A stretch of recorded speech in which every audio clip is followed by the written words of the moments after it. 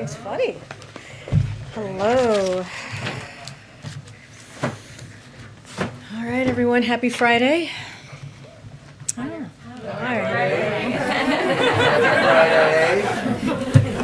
it's been a long week, guys. It's been a long week. Okay, I got a couple toppers for all. So President Biden's economic plan is working, and thanks to his rescue plan and our successful vaccine program, America continues to add jobs at a record pace. 620,000 a month on average, and over 5.6 million jobs created since he took office. Americans are getting back to work because of the success of that effort. Our economy has the resilience we need to weather the challenges posed by this virus. More Americans are going back to work, and more Americans feel safe going back to work. That's why we added 531,000 jobs in October, and the unemployment rate fell to 4.6%, the lowest level since the beginning of the pandemic, and a place that the CBO projected before the rescue plan was passed that we wouldn't reach until the fourth quarter of 2023. Unemployment has decreased this year more than any other year in U.S. history, and the number of Americans filing for unemployment each week has declined from nearly 900,000 when President Biden took office to under 270,000 this week. Because of the decisive action the president took with the rescue plan and his efforts to fight the pandemic, our economy has rebounded at a rate unsurpassed in modern history, far outstripping those of our peer countries. And because of that, businesses were able to stay open, schools were able to reopen, and Americans are able to get back to work. It's been a busy week, making strong progress in our fight against COVID-19. So I also wanted to give an overview of this work, the work that we've been doing around the pandemic and fighting the pandemic. On Monday, we hit 80% of adults with at least one shot and 70% of adults fully vaccinated. And we're still vaccinating hundreds of thousands of Americans every day. Last Tuesday, CDC's decision made 28 million kids aged 5 through 11 eligible for vaccination.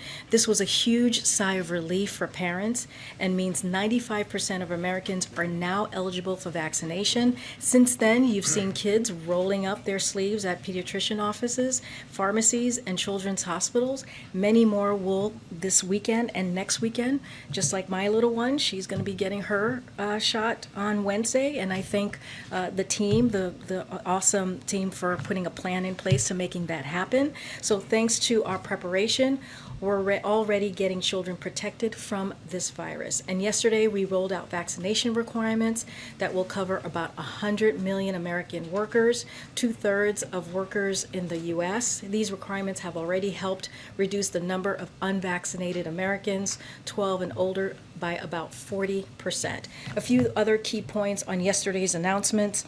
They're going to save American lives and help our economic recovery. To quote just one outside economist, Yale professor Larry Samuelson, economic recovery requires solving the public health problem. Vaccines are our most powerful tool in bringing the virus under control. They boost vaccination rates on average by 20 points, often to over 90%. More vaccinations means saving American lives, and it means avoiding COVID-related absences in the workplace. And we continue to see companies implement these requirements effectively and with little of the concerns that reporting cites. Today, Pfizer, with a collaboration of the NIH, showed incredible promising data for its antiviral pill that treats COVID. This is all subject to pending regulatory reviews, but our understanding is that this is an incredibly promising possible tool in our fight against the virus, with vaccinations being the most important tool. So let me be clear, the work is not over. We have tens of millions of Americans left to vaccinate, and we remain more than vigilant in this fight against the virus. But what is clear right now is that the president's plan to accelerate the path out of the pandemic is working. We are saving American lives and helping our economy continue to recover. And finally, we have a very short preview of the week ahead for next week. On Monday, the president will welcome the Milwaukee Bucks to the White House to celebrate the team winning the 2021 NBA championship. On Thursday, the President will honor America's military members and veterans at Arlington National Cemetery. He will participate in a wreath-laying ceremony at the Tomb of the Unknown Soldier and deliver remarks at the National Veteran Day observance at the Memorial Amphitheater. And with that, I will give it to you. Thanks. Can you give us an update on who the president has reached out to today in his push to get Build Back Better and BIF to the finish line? He said when we saw him this morning that's what he was going to do in the Oval Office. Any update you can give us? Yeah, like you said, he was pretty clear this morning at the end of his comments on the economy, on the jobs numbers, that he was going to go back into the Oval Office and going to continue to close this out. So the president, as he stated, is in close touch with House members, advocating for yes votes for the Build Back Better Act and the bipartisan infrastructure bill. Like he said this morning, it's all about giving the middle class breathing room. And we continue to say, if you're concerned about costs, that's one of the best arguments for passing the Build Back Better Act, which will take some of the biggest financial trends that have worked against middle class families, like high costs of prescription drugs, and be a down payment against inflation by getting more Americans into the workforce. So he's going to continue to work the phones. He's going to continue to stay in close touch and stay in lockstep with Speaker Pelosi on getting this done. Everybody, there's a sense of urgency, as you've heard us say, from everyone, from all the members on the Hill, to get this done for the American people. And inaction is not the answer, so we're going to try and get this done. Anyone specifically you talked to today that you I don't have any calls to preview or to read out at this time, but as you can imagine, as he said himself, he's getting to work and keeping in close touch with folks on the Hill. House leadership indicated today that it'll take some time to get the CBO score ready. With that in mind, why is the president urging lawmakers, as he said this morning, to vote yes on both of these bills right now?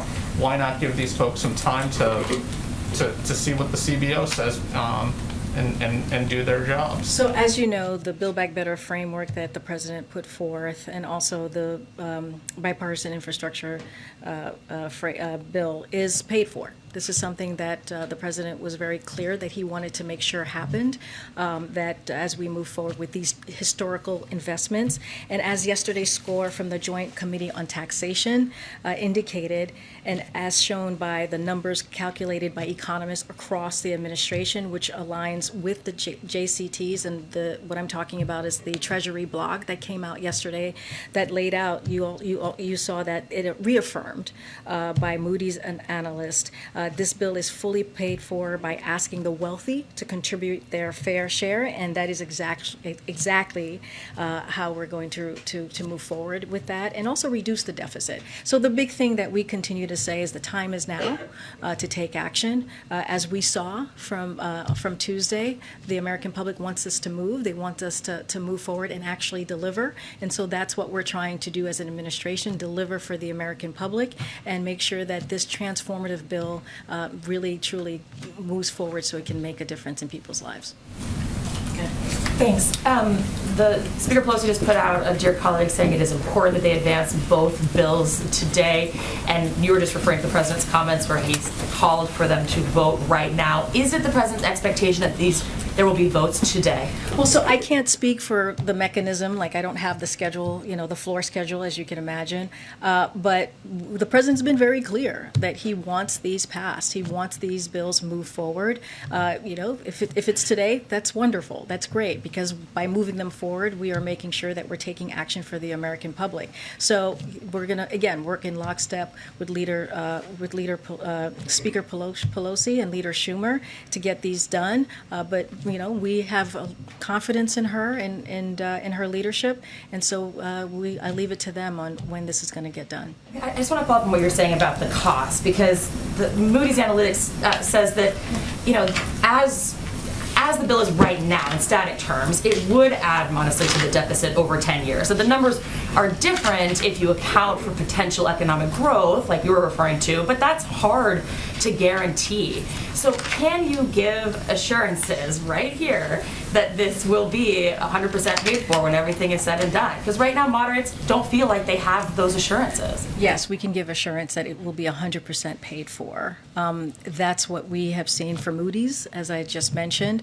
That's what we put out, numbers ourselves, the scores ourselves, to show that it'll be more than paid for, but to pay for the bill. And so we are confident. We are keeping that promise, making sure that people who make less than $400,000 do not see any taxes on them, and also just making sure that it doesn't add to the deficit. That is the red line, if you will, that the president had when it came to to his economic policies. If I can just ask one more follow-up really fast. When you, to that point of what the arguments that the moderates are making, they've made an argument similar to how you started. Yeah. You started by saying that there's these positive economic numbers, these positive job numbers, and that might be indication that such a big spending package just isn't necessary right now. So what's your answer to that? This is actually plays to what they're saying. So two parts. What I was saying is that the jobs numbers that we saw today is an improvement. We're seeing that the economy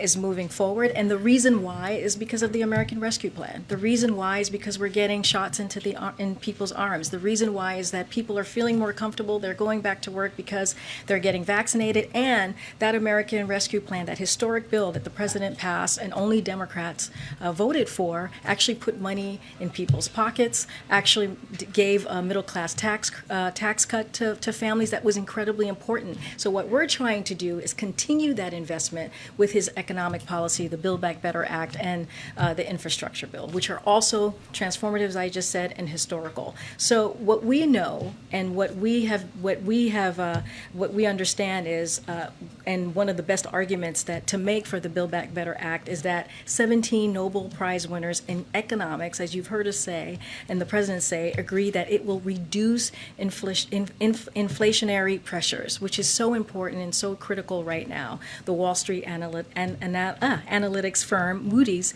said the same thing again yesterday. So Build Back Better is fully paid for and will even reduce the deficit over the long term, as numbers from Moody's, JCT, which is what came out yesterday, and what our administration put forward in that Treasury blog that I mentioned yesterday. So that's what we have, and that's what we understand.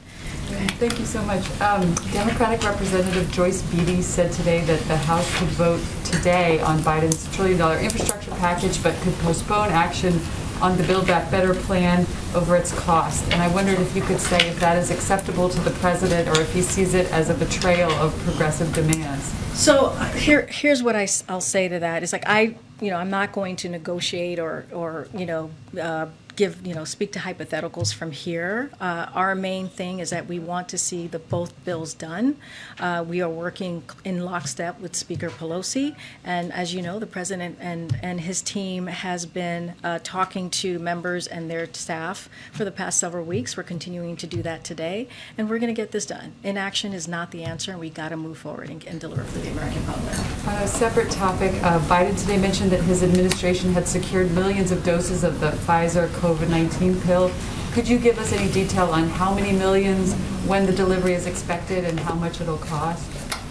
So I don't, so as far as the contract, because that would be a contract component, like you said, we're securing millions of doses should this receive, right, the regulatory approval, as the president said.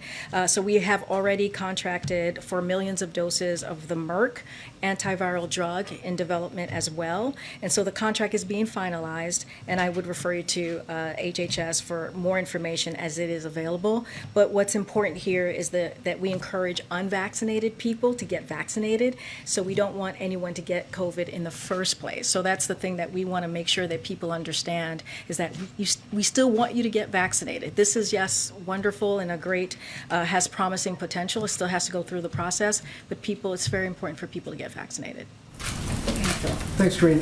You noted JCT and Moody's.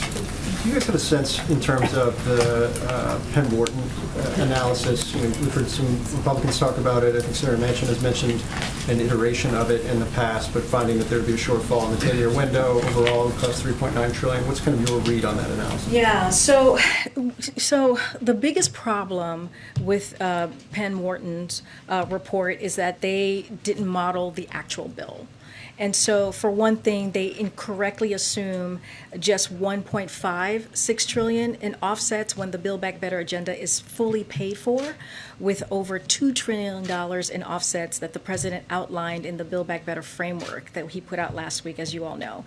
And as the Joint Committee on Taxation, which is what we've been talking about, and our own numbers, which align with each other, confirm they underestimate, this is Penn Wharton, by $292 billion the combined revenue impact of the corporate minimum tax, stock buybacks, international corporate adjusted gross income surcharge for those making more than $10 million. So the net income investment tax and loss limitation compared to JCT scoring. So they also don't include key areas of Build Back Better that will increase economic growth, like the child tax credit, putting more Americans to work, investing in affordable housing. So, for example, just to give an example here, when it comes to the child tax credit, the analysis does not consider the benefits that most 450 economists, including 4 Nobel Prize winners, recently highlighted in an open letter. They also assume that unpaid for extensions of the programs are happening, which is not a reasonable assumption at all, and rest on the changing the president's stated position. So, I'm not sure what they modeled here, but it isn't what the Build Back Better Big Build Back Better Act actually is. And then I think you asked about the president, but in terms of on the staff side of things, obviously your team put together the budget analysis last night, the preliminary budget analysis last night. Is there anything else you can talk about in terms of what they've been doing today to try and mollify some of the concerns of those 5 or 6 moderates? I don't have anything specific. These conversations are continuing to happen, and so I don't want to, get ahead of that. But I can say we're working very, very closely with members and their staff to make sure that we deliver for the American public. Again, these are transformational, these are historical, these are going to change the lives of millions of Americans, and we want to get this done. In terms of the message coming out of the election on Tuesday, that there are certainly moderate members who are particularly concerned that if they don't have things like a CBO score and some reassurances about the fiscal boundaries of the Build Back Better legislation, that they themselves could be in peril when it comes to the midterm elections. What sort of conversations is the president having on that point? Does he understand that kind of concern that they're applying in how they proceed with this, now that the urgency of getting this done prior to the election that's just gone by, it seems to be, eased up a bit? Well, I can't speak to, I can't be a political pundit up here, but I can say that the president was pretty clear, I thought, after his comments after the election, and his primary thought or kind of assessment was that we needed to act. He believed that the American public, the voters, basically they felt that we haven't moved quickly enough. And so, we go back to, we laid out our scores through the Treasury's blog, and we've kind of, laid out how this is the revenue is going to be done. And so he pretty much feels that we just have to act. We cannot not deliver for the American public. And so it's basically about getting action, and the time is now to get this done. And so that's how his assessment is. He continues to talk to members, continue to lay out, okay, look, this bill, if we get this through, it's going to help inflation, right? That's a key understanding component of it as well, is what the Build Back Better Act is going to do. And from what I understand, the plan to vote on the bipartisan infrastructure is at least scheduled for 4:30 this afternoon. Would that affect the president's plans to leave town That obviously has already passed the Senate, therefore it would be ready for his signature as soon as it could get here. What's the impact on all of that? So I don't have anything more on his schedule. Clearly, the president wants this to be done as soon as possible. If it's today, that's wonderful. That's better for the American public. I don't have any announcement to make about his schedule for today. We want to know when he's going to depart. Thanks, Karine. So your administration is negotiating cash payments for some illegal immigrants who were separated from family members under the last administration. Why give taxpayer money to people who broke federal law to get here?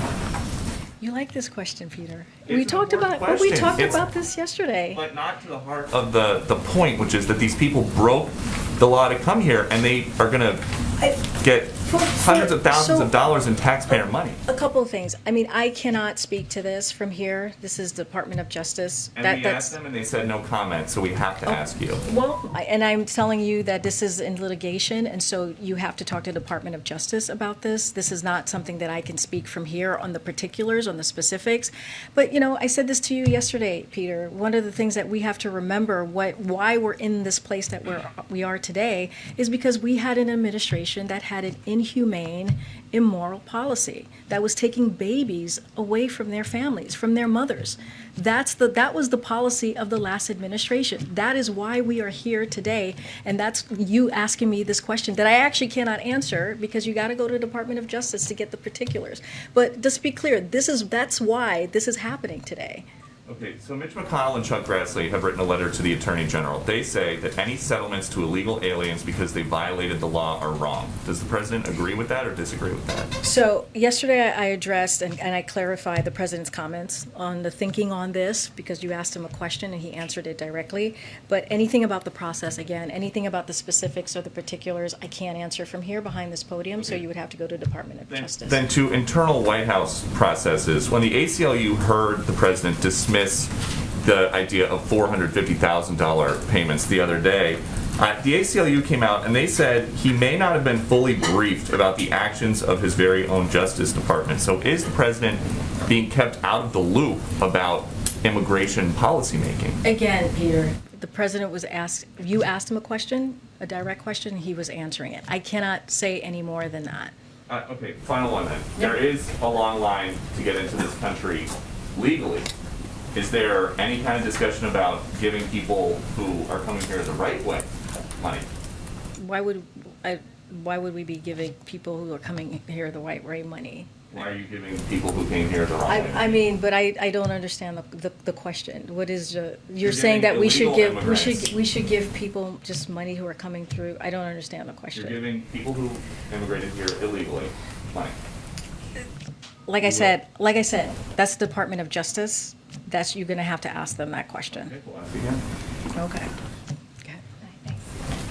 So if it passes, does the White House want Speaker Pelosi to send over the infrastructure bill for the president's signature immediately, or is it your preference that that waits until the Build Back Better plan gets a vote in the Senate? So if the Build Back Better infrastructure bill passes today, the president's going to sign it. That is but he also wants to make sure that we get the Build Back Better Act done as well, the framework that he put together. So both bills are critically important to him.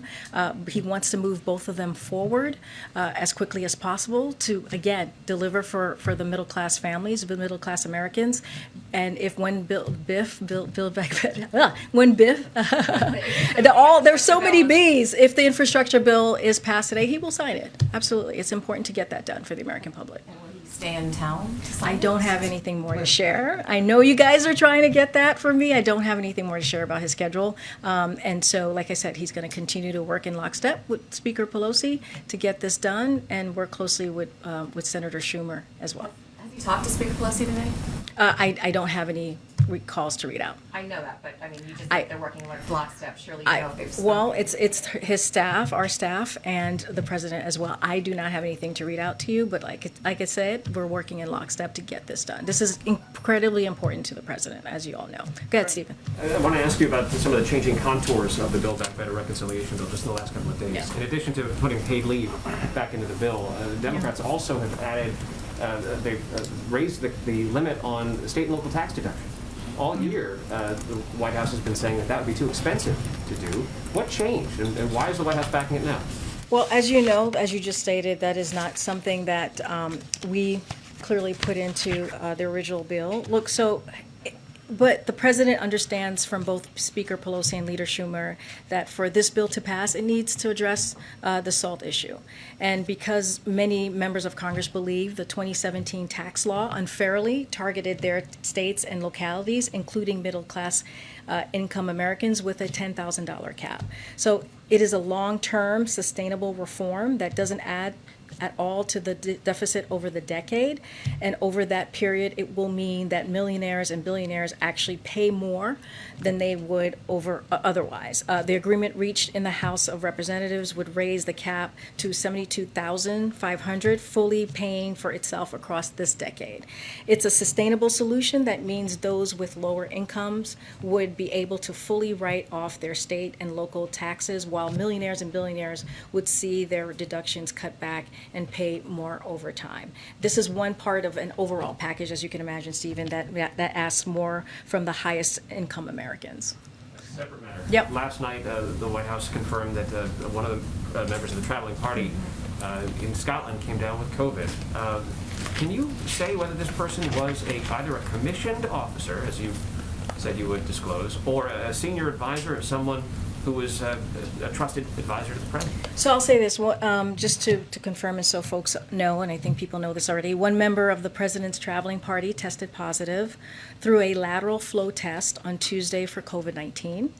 Although additional tests to date have been inconclusive, this individual did not have close contact with the president and is not exhibiting any symptoms. The person has remained in Scotland to complete the quarantine period with the support of the administration. But just back to my question, is this Yeah. person either a commissioned officer or a senior advisor? So let me just give you a little bit of what our protocol is. So, because we want to make sure that we are transparent, we provide updates on any White House official who tests positive for COVID-19 that the White House medical unit deems as having had close contact with the president, vice president, first lady, and second gentleman. So that could include the individual's name if they consent to share it. So the criteria for who is in close contact with the president is determined that by the White House medical unit and is in line with CDC guidance. So just to nail it down, is the White House no longer sticking by its pledge to name? Well, I just laid out what it is close contact. Whoever is considered by the White House medical unit to have close contact with one of the four principals or either of the principals. That is, I just read to you what our protocol is. In close contact. Exactly. Thank you. They were not in close contact. We're just being transparent here because they did stay back, and so we just want to. And we've been asked this question, so we're making sure that we're giving the answer. Okay. Thank you. I just wanted to. I know you've been talking about the president is. Both of these bills are very important to the president. He's pushing on this. I guess I just wonder at this point, what is the leverage that the president has? Say, for instance, and I know there are a lot of contours, a lot of things are changing right now, but if the infrastructure bill does pass today, and then moderates decide they do not want to do the larger spending bill on climate and child care and all of those things, what can the president do to make sure that the larger bill gets passed? Yeah, but I would say this: the president has been in contact with moderates and progressive, with the big tent party that we have, and they've been in and out of here, out of the Oval Office, out of the White House. The White House, my colleagues, his White House staff has been meeting with them regularly, and so I would say, I'm not going to really get into a hypothetical, but we've been in close contact with all of them. The reason why the president put forth the Build Back Better framework, which was about a week ago, is because what he heard from both sides and wanted to make sure he put forth something that he believed was going to get passed, that was going to get the 50 votes from the Senate. So we're just moving forward with where we are. He put together the framework. Yes, paid leave is being discussed and being put back in, which is something that is very personal to him, making sure that people can afford pharmaceutical drugs, right? Be able to not have to pay their whole entire paycheck on getting, pharmacy drugs is important as well, so that we see that's in there. So all of these things are so important to the American public, and so that is the main thing. So, and the other thing too to think about is that Democrats agree. They're all on the same page. They all understand that we have to move forward with the president's economic policies. What we're talking about is different components and what that looks like. And so now the speaker is working very closely with her members and her leadership to get this done. And so we're going to continue having those conversations and making sure that we get this voted on. Would the president be okay with holding votes on both bills until after the CBO has scored Build Back Better? Well, I already answered that, right? We put our scores out yesterday, and we've been pretty transparent on that component. The president believes that we have to take action. If anything, that he had said himself that we saw from earlier this week, voters want us, and American public, I should say, want us to take action. And so we have to deliver for the tens of millions of Americans who have been left behind, where the economy hasn't worked for them. And so that's what the president's been very clear about. He wants to get this done as soon as possible. If it's today, he's working for today. If it's today, that's wonderful. But we want to get this done. That is the president's main priority. Thank you. Well, quick follow-up on that, actually. You were saying that the president has been speaking to progressives and moderates in recent days. That's the last couple of weeks we've seen that. Just hoping you can provide some clarity on, even if we can't name which members he's been speaking to, just what his message is at this point. Is it as simple as vote yes on these today, or is it pointing to the scores that you put out last night? Just a little bit of clarity on. Well, I mean, I'll just share with you what he said this morning, which I think had a lot of clarity and spoke specifically on what he's thinking. Like the Build Back Better framework lowers your bills for health care, child care, prescription drugs, and preschool, and families get a tax cut. That is the message. That is what we're trying to do. That is what we're trying to deliver for the American public. And also, it fights inflation, right? If we get this done, it will help deal with the inflation that we're seeing with inflation. So the president has been very clear on this. This is about the American public. This is about helping the middle class, helping them get a fair shot, as the president says. Make sure they're not left behind. And so that's the message. And here's the thing: Democrats on the Hill, they understand that. They understand that we have to move forward with an economy that works for all. What we're trying to figure out, what you have seen, is just working through the components. And right now, Speaker Pelosi and her leadership is working to getting a vote on Build Back Better and moving forward with BIF. If moving forward, if we see the agenda advance today or in the days to come, just what's the White House strategy going to be like to actually sell this and make it an electoral winner, right? Because for many American people, they associate these packages as these sprawling legislation that's been locked in congressional gridlock, but they may not actually see the exact benefits. It may take a while for them to see direct benefits as well. So can we see officials go out doing trips, and what will they be talking about? Absolutely. Clearly, we want to get this to a place where we get it passed, so we can talk about the next steps after that happens. But I also would say to you, Zolan, that there are components of this bill that's very popular. You know, we've seen that in the polling. There are things in this bill that the American public love and understand and need. And if you think about the American Rescue Plan, right, you think about the child tax credit, which the American public is already feeling, right? If you are a family, 9 out of 10 families with kids are going to get a middle tax cut. And that's important. And so that is something in this BBB framework, this Build Back Better framework, that we're trying to continue to extend that child tax credit, which, again, people are feeling right now. They're able to have those extra dollars so that they can, buy supplies for their kids, so that they can make sure that they go to that doctor's appointment for their kids. And it also has cut poverty amongst children by 50%. So they are seeing some of the factors that we saw from the American Rescue Plan. So now we're trying to move it forward, and with these other historical components that is in the bill, to get that across the finish line, so we can really see that transformational change for the American family. Karine, you mentioned preschool. Why are faith-based Good. child care centers not eligible? I'm asking a legitimate question here. Good. Why Good. are faith-based Thanks, child care Karine. centers not As- eligible for Build Back Better money to make renovations to their Yeah, facilities? just go ahead. Ask your It's a basic question. I As have a badge, expected, I can ask a number of questions, right? states have Well, I'll ask filed suit questions. against the administration over this vaccine requirement for workers at large companies. I'd like to get your response to that, and also, how confident are you that this mandate can withstand these challenges? So we are very confident that it can. Just a couple of things that I wanted to just lay out so that people understand. As for the legal side of this, let me be crystal clear to avoid what appears to be possible misinformation or disinformation around the emergency temporary standard being a vaccine mandate. That would be on its face incorrect, as has been explicit for months. It is a standard for safe workplace to either comply with weekly testing or to be vaccinated. And second, as outlined, the Department of Labor has a responsibility to keep workers safe and the legal authority to do so. To quote from last night's call on this, the new emergency temporary standard is well within OSHA's authority under the law and consistent with OSHA's requirements to protect workers from health and safety hazards, including infectious disease. OSHA has broad authority to issue and enforce health and safety standards to protect workers in staying safe and healthy in their jobs. So this is something that we believe that we have authority to do, that the Department of Labor does. So this is a power, because this is a power that Congress empowered OSHA with through a law that has been on the books for more than 50 years.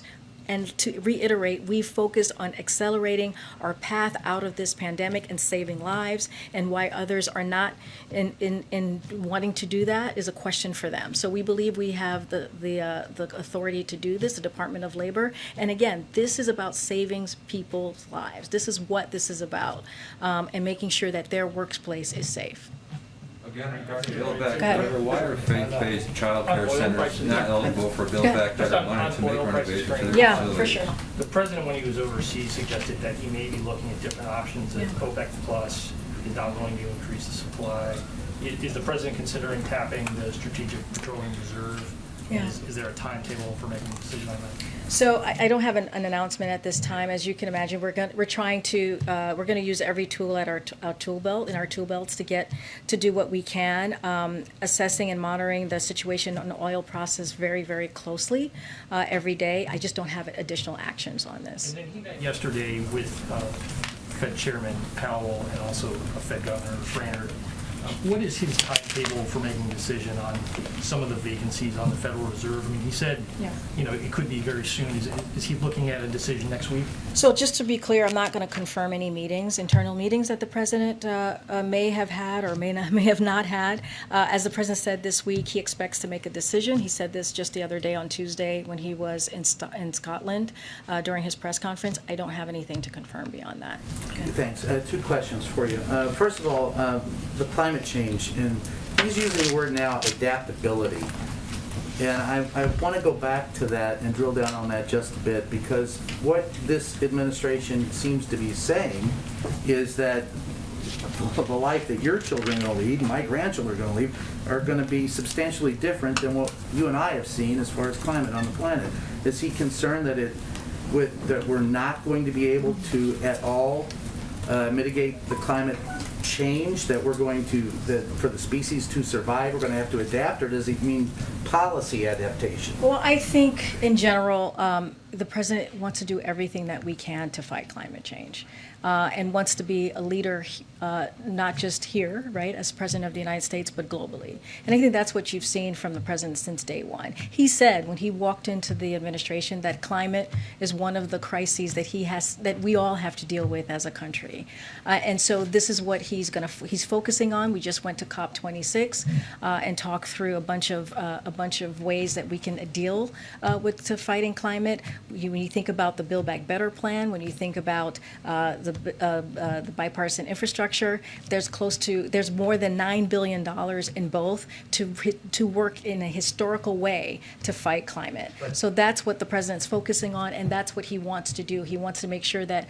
we actually deal with this issue that's in front of us. That I understand, Yeah. and I do have a follow-up, but Yep. that I understand, but are you saying that we are, the crisis is for the survivability of the species, or are you saying that adaptability is about how you would attack the problem? Yeah, look, all I can speak to right now is how to attack the problem, which is what I laid out, and how we can be leaders in this, and making sure that we really do everything that we can, right? Not just here in the United States, but globally, to fight climate change. And so that's the focus of the president, and that's what we're trying to do to get this done. And Build Back Better, the Build Back Better Act, and the bipartisan infrastructure plan framework will get that done, will get us closer to getting that done. And then the follow-up on you were talking about, you've had a number of people that are celebrities with millions of followers who have come out speaking against vaccines. And in the latest,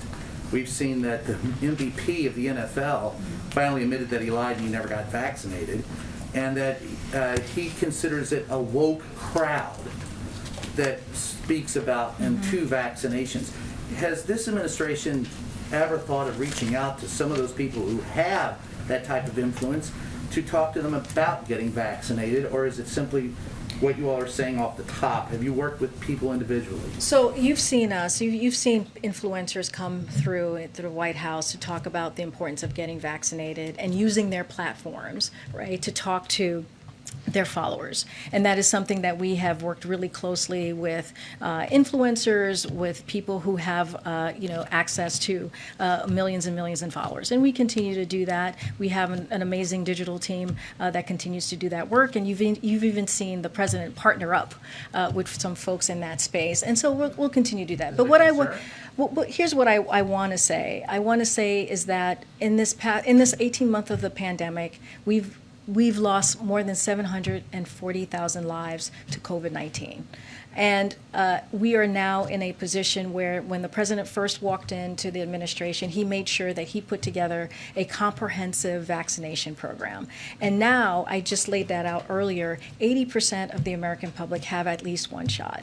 And I just also laid out the jobs numbers. One of the reasons why the jobs numbers are where they are today, where we are actually making progress with the economy, is one, because people are getting vaccinated. So that is so clearly important, and also the American Rescue Plan that he put forth to be able to put some money in people's pockets and really give people a middle class a tax cut. So those are things that are really incredibly important. And so the only way that we're going to get this pandemic behind us and move past it is if we continue to get people vaccinated. So that's incredibly important, and that is our message. And also, we understand, and we have seen vaccination requirements work, and they have been successful. And so that's what we're going to continue to do, and work closely with states and businesses to continue to get people vaccinated. Messaging? No, I mean, I just laid out that, I could go back to it about how I gave an update of this week on how we're doing in the state of the pandemic. Here we go. We hit 80% of adults with at least one shot, and 70% of adults fully vaccinated. The CDC decision made 28 million kids age 5 through 11 eligible for vaccinations. So all of these things are incredibly important. And if you look at the vaccination requirement, we'll cover 100 million American workers. That's how we're going to get to the other side of this. That's how we're going to move forward to make sure that we put the pandemic behind us. And that's our message. Vaccine requirements work. And also, getting a vaccine is safe. It's easy. It's easy to do. You can get it at your pharmacy. You can get it at your doctor's office.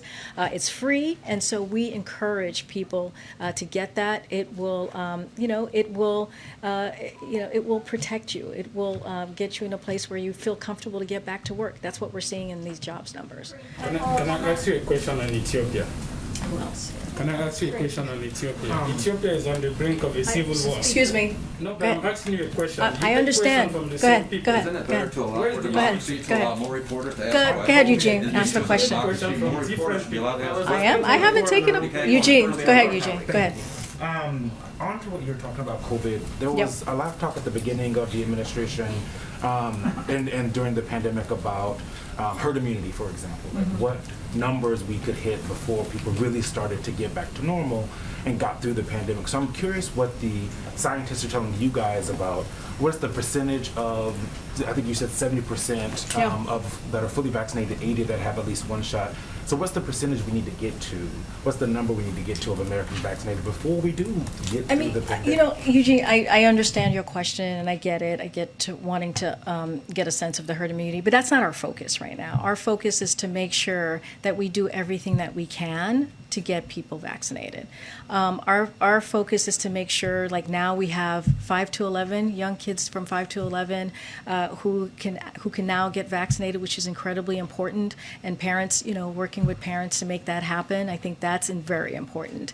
Having these vaccine requirements, that's incredibly important. I just mentioned 100 million workers will now be able. That's what that requirement is going to touch. 100 million workers. We know that getting people vaccinated will, you know, help the economy, make people feel safer. We're seeing this right now with the jobs numbers that we just saw today, and which is incredibly important and critical. 620,000 a month on average, and over 5.6 million jobs created since he took office. And that's a lot is because of the president's leadership. It's a lot is because of the American Rescue Plan and getting those shots in arms. So 531,000 jobs in October, and the employment rate fell to 4.6%. So in order to get back or getting this economy going again, this is what we need to do. So that's our focus. That's why we've made it available in a way that it's free, so that people can get it 5 miles away from their home in majority of places across the country. And we're just going to continue to have those conversations. On Ethiopia. And back to the selling of the Build Back Better and the BIF and whatever the letter. Yeah, I know. Build Back Better Act and bipartisan infrastructure. Yeah, I know. They're both great. Exactly. We're trying to get them moving for the American public. But when you guys think about selling it, we saw that with the child tax credit. We did a poll and just 30% of people gave President Biden credit for the CTC, and only 47% gave Democrats credit for the CTC. Yeah. So how are you guys envisioning that you're actually going to sell this in a way that people say, Democrats gave this to us, President Biden gave this? So I think you're right. Like, we have to go out there and talk about these bills, right? And the thing is, the president has done that, right? He's traveled across the country and talked about his Build Back Better agenda. He's talked about the infrastructure bill. We've seen cabinet secretaries do the same. We've heard from White House officials here. My colleagues do the same. And we're just going to have to continue to have those conversations. And I think once we get those two pieces of legislation across the finish line, and we'll get out there, do a blitz, and make sure that that messaging is out there on what we have done and how we've delivered for the American people. And so that's really important. But the focus right now is we got to make sure we get this out of Congress and continue to work with members on the Hill to make sure that we deliver again this transformational and historical two pieces of legislation, so that we can actually change and invest in people, in the Americans' lives. Thanks, Karine. Okay. Can you answer maybe one more? Okay, one more. JJ, did I take one from you? Not yet. Okay, go ahead. Could you explain when the policy on the revealing the White House commissioned officers who have COVID, when did that change? Because on July 20th, Jen Psaki specifically said she would reveal the names of all commissioned officers, all the senior staff who have COVID. She would err on the side of being transparent and reveal it. I mean, look, like I When was said. that caveat out there that they had. I'm just telling you what our policy is, and I'm happy to read it over to you again. Our commitment, again, is for transparency, so we provide updates on White House official who test positive for COVID-19 that the White House Medical Unit deems as having had close contact with the President, Vice President, First Lady, or Second Gentleman. That could include the individual's name if they consent to share it, so they have to consent to share that. And the criteria for who is in close contact with the President is determined by the White House Medical Unit, and it is in line with the CDC guidance. That is our policy. That's what I just read to you. I don't have anything more beyond that. When that policy changed, just I, wanted more Jake, transparent to. I just read you what our policy is, and that's what I have to share. Thank you. Yeah, Follow up okay, on that thank you, also. everybody. Does the president believe What's the faith-based president child doing care about centers Ethiopia? should be Ethiopia is on the eligible for brink of a Build Back civil Better war.